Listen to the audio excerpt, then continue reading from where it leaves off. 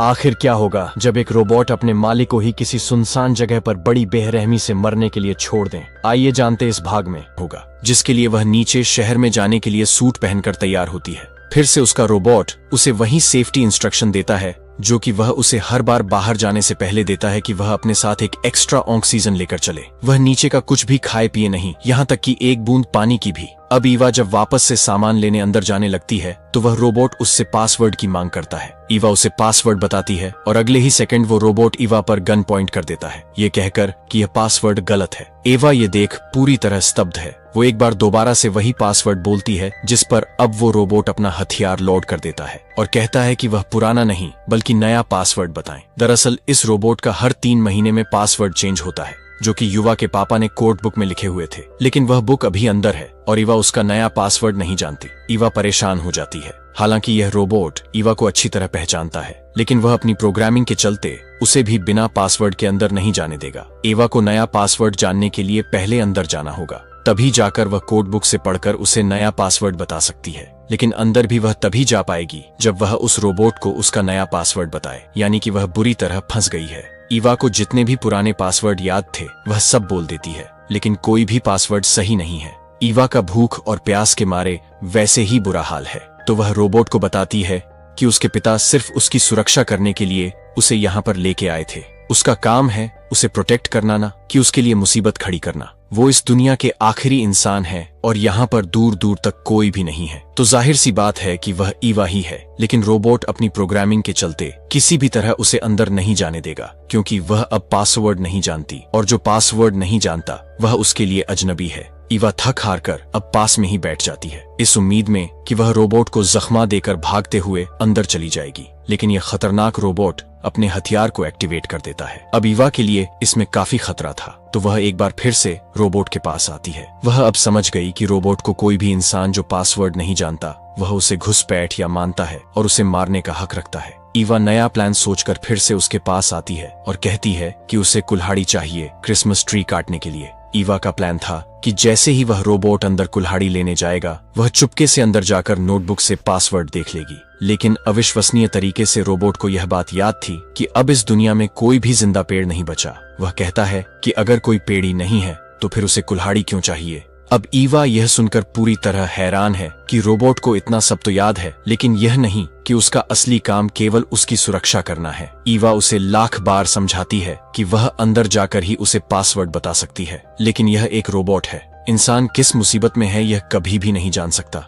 ईवा उसे कहती है कि वह बस 1 मिनट के लिए उसे अंदर जाने दे, वह सही से उसे पासवर्ड बता देगी और अगर वह पासवर्ड गलत बताती है तो वह उसे मार देना। अब इस पर वो रोबोट कहता है कि रूल्स के मुताबिक वह कभी भी उसे नहीं मार सकता, बल्कि वह किसी भी इंसान को नहीं मार सकता। ऐसे में वह सिर्फ उसी को मार सकता है जो कि ईवा को नुकसान पहुंचाने की कोशिश करे, या फिर जो घुसपैठिया हो और उसके हिसाब से घुसपैठिया। हर वो इंसान है जो कि उसका पासवर्ड नहीं जानता। ईवा परेशान हो जाती है और उसे आज रात बेस के बाहर ही रहना पड़ता है। रात को वह गुस्से में उस रोबोट पर पत्थर फेंक उसे भटकाने की भी कोशिश करती है, लेकिन वो रोबोट अपनी जगह से टच से मस नहीं होता।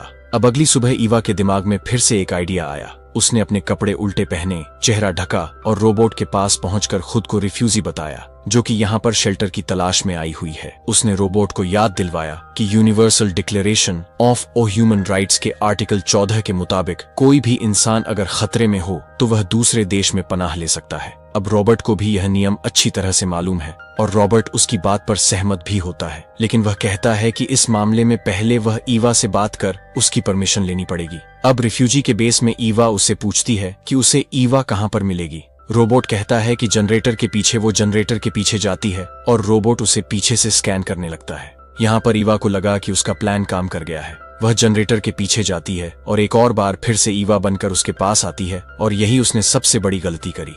वो पहले तो एक रिफ्यूजी के भेस में उसके पास आई, लेकिन अब की बार वह दोबारा से ईवा के भेस में उसके सामने आ गई। साथ ही कल रात ईवा जब छिपकर उस पर पत्थर फेंक रही थी तो वह रोबोट उसे घुसपैठिया मान लेता है। तो अब यह रोबोट पूरी तरह सतर्क हो चुका है। वह तुरंत ईवा को रिपोर्ट करता है कि उसके अलावा यहाँ पर एक अजनबी और एक रिफ्यूजी भी यहाँ पर आए थे। अब ईवा इस पर गुस्सा हो जाती है और कहती है कि जब अगली बार वह रिफ्यूजी फिर से यहाँ पर आए तो उसे कम से कम 1 गिलास पानी का ऑफर करना। इतना कहकर वह चुपचाप यहाँ से चली जाती है और फिर से अपना लुक बदलकर वापस आती है और अब की बार वह फिर से रिफ्यूजी बनी हुई है। वह रोबोट के पास आती है और उसे पीने के लिए पानी मांगती है, लेकिन इस बार यह रोबोट उससे सवाल पूछना शुरू कर देता है, जैसे कि क्या वो एक क्लाइमेट रिफ्यूजी है या पॉलिटिकल रिफ्यूजी। ईवा बताती है कि वह एक पॉलिटिकल रिफ्यूजी है, क्योंकि क्लाइमेट रिफ्यूजी के पास कोई भी राइट्स नहीं होते। रोबोट्स कहता है कि अगर ऐसा है तो वह अपने डॉक्यूमेंट्स उसे दिखाए। यवा इस बात पर गुस्सा हो जाती है और कहती है कि वह अपने देश से अपनी जान बचाकर यहाँ पर आई है, तो भला कैसे उसके पास डॉक्यूमेंट होंगे। इस पर रोबोट कहता है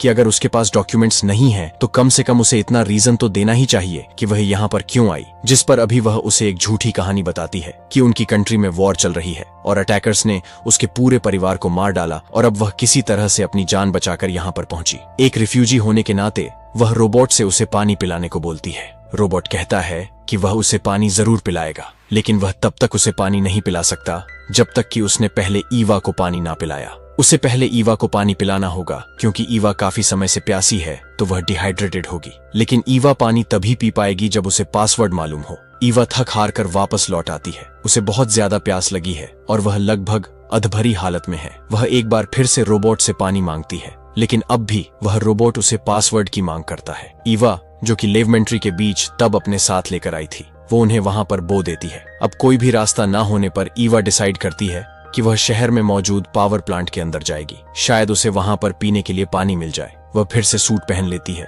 उसका ऑक्सीजन लेवल भी काफी ज्यादा कम हो गया है। जैसे तैसे वह मशक्कत कर हिम्मत जुटाकर वह एक रस्सी के सहारे उस पावर प्लांट में एंटर कर जाती है। वो वहां पर हर जगह पानी की तलाश में भटकती है, लेकिन इधर तो पूरी तरह सूखा पड़ा हुआ है। तभी उसे एक कमरे में पानी की बोतलें रखी हुई नजर आती हैं। वह हिम्मत कर पास में एक कुल्हाड़ी से उस कमरे का दरवाजा तोड़ती है और जैसे ही वह अंदर जाती है तो उसे पता लगता है कि यह सब बोतलें खाली हैं। ऑक्सीजन की कमी की वजह से उसने अपना सूट भी उतार कर फेंक दिया था। उसे यह नहीं पता था कि इस प्लांट में रेडिएशन बहुत ज्यादा है और ईवा अब रेडिएशन के संपर्क में भी आ गई है। उसे यहाँ पर कहीं भी पानी नहीं मिलता और अब उसके पास जितनी भी बची कुची ताकत थी वह उसे प्लांट से बेस तक वापस आने में लगा देती है। उसके पास बचने का कोई भी रास्ता नहीं है, तो अब जाकर वह डिसाइड करती है कि वह अपनी गाड़ी को ही उस रोबोट से टकराकर उसे डिस्ट्रॉय कर देगी।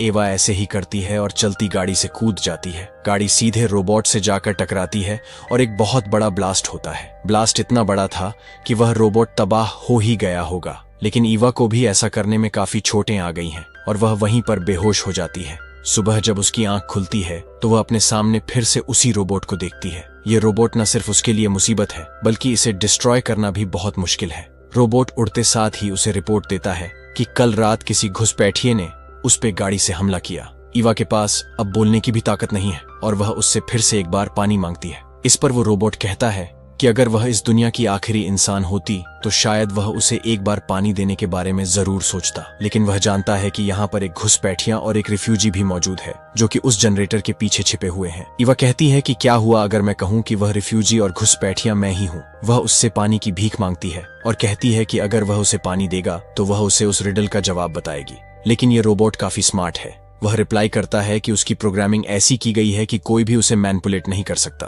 वह कहता है कि वह एक बार उसे पासवर्ड बता दे, फिर अंदर जाकर वह मरहम पट्टी कर ले, क्योंकि उसे काफी चोट लग गई है और रेडिएशन की वजह से उसकी बॉडी भी सड़ने लग गई है। ईवा हाते हुए आवाज में कहती है कि काश वो उसे प्रोटेक्ट करने की बजाय उसे मार ही देता। ईवा अब लगभग अधमारी हो गई है और वह भूख और प्यास के मारे तड़प रही है। उसे अब हेल्सिनेशन भी होने लगे हैं, जिसमें उसके पापा उसके पास आकर उसे पानी पिला रहे हैं। लेकिन अगले ही बार जब वह होश में आती है तो देखती है कि यह तो रोबोट है। रोबोट फिर से उसे कहता है कि वह जल्दी से अंदर जाए और खाना खाए। वो कई दिन से भूखी प्यासी है, उसकी हालत भी काफी खराब हो गई है, तो वह जल्दी से पासवर्ड बताकर अंदर जाए। ईवा बिल्कुल भी बोलने की हालत में नहीं है। वह फिर से एक आखिरी बार उसे पानी की भीख मांगती है, लेकिन वह रोबोट उसे पानी नहीं देता। मालकिन सामने मर रही है, लेकिन उसे पासवर्ड से ही मतलब है। उसके अंदर कोई भी दया का भाव नहीं है, जिस वजह से आज रात भी ईवा को भारी काटनी पड़ती है। सुबह जब उसकी आंख खुलती है तो वह सोलर पैनल पर जमे पानी को पीती है।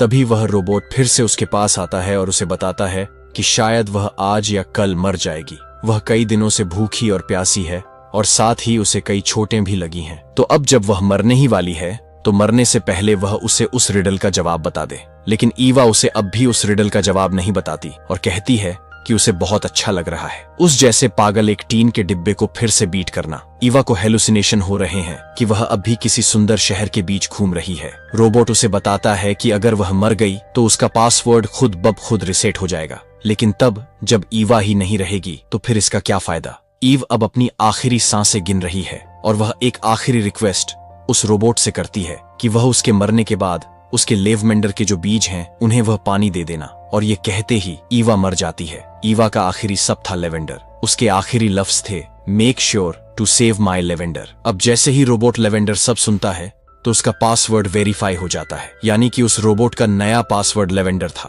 पासवर्ड तो अब बिल्कुल सही निकला, लेकिन अब ईवा ही नहीं बची। एक रोबोट जिसे इंसान की सुरक्षा के लिए रखा गया था, उसी एआई रोबोट ने अपने ही मालिक को सबसे बदतर मौत दी। हालांकि इसमें एआई रोबोट की भी कोई गलती नहीं है, क्योंकि वो अपने प्रोग्रामिंग और पैटर्न के तहत वही कर रहा था जिसके लिए उसे बनाया गया था। लेकिन कमी थी बस उसके अंदर फीलिंग्स की। इस मूवी में हमें बिल्कुल एआई का वही भयानक पहलू दिखाया गया है जो कि इंसानों के लिए आगे जाकर खतरा हो सकता है। एआई मददगार जरूर हो सकता है, लेकिन भरोसे लायक कभी नहीं, क्योंकि भरोसा भी तभी होगा जब उसके अंदर कोई फीलिंग्स हो। तो दोस्तों, यही थी आज की हमारी इस मूवी की कहानी। आशा करता हूं कि आपको मेरा यह एक्सप्लेनेशन पसंद आया होगा। मुझे सपोर्ट और मेरा हौसला बढ़ाने के लिए आप इस वीडियो को लाइक कर मेरे इस चैनल को सब्सक्राइब कर सकते हो। और हाँ, एक और बात, आप